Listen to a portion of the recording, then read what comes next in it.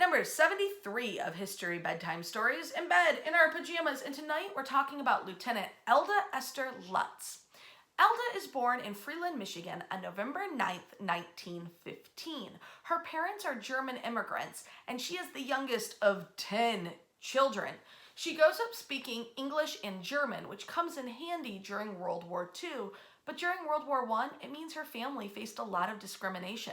They had to register as enemy alien civilians because of their German heritage, and their land that their farm sat on was purchased by the government and turned into a POW camp. She graduates in 1933 from Saginaw Arthur Hill High School and in 1937 from Saginaw General Hospital Nursing School. When the call for World War II comes up, just a couple of years later, Elda volunteers. She's sent to Selfridge Airfield just outside Detroit, Michigan, in Mount Clemens, Michigan. And it's while she's working there, she hears that the Army is looking for volunteers for the air evacuation nurses. This is as dangerous as it can get. You are flying on a C-47 cargo plane into active battles. On the way in, you deliver bullets, ammunition, food, and supplies, and on the way out, you take wounded soldiers for medical care. She is able to pass the incredibly difficult pilot's physical. Less than 2% of the 59,000 nurses that were part of the Army in World War II were able to pass this test.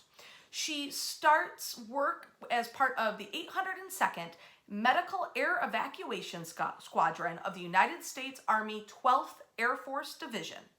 Eventually, in 1943, she is promoted to first lieutenant, and she sees action in Tunisia, Italy, and France. She is really considered brave, chipper, friendly, kind, and under her watch, she doesn't lose a single one of the 3,500 soldiers she helps to evacuate. She once goes on four runs in the same day, volunteering for the final 3. She is part of 6 separate battle campaigns. She is in the military for 20 months, and she accompanied air combat missions in all weathers and all extremes, always being willing to take on the challenge no matter the danger to get where she was needed to offer this medical help. On November 1st, 1944, a storm had come in and it was ravaging the fleet. It was heavy wind, heavy rain, thunder, and lightning.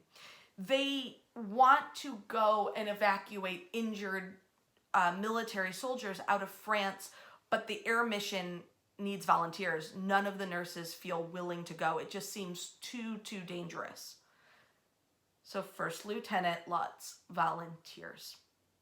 It is at 28 years old that the plane suffers damages in the storm and crashes into the French mountains.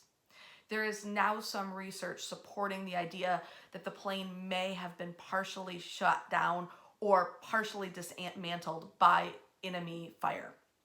Lutz is one of 16 military women to die in combat during World War II.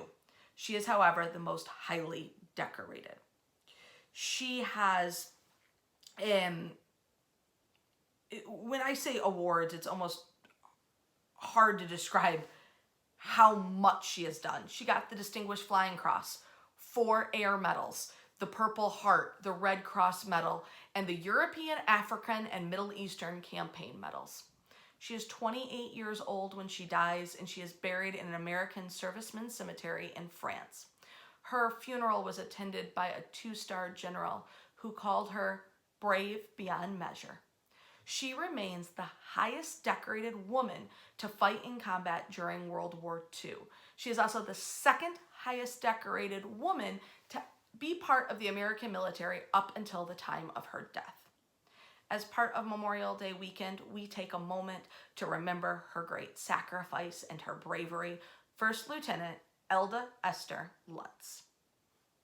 We'll see you tomorrow night. Wash your hands.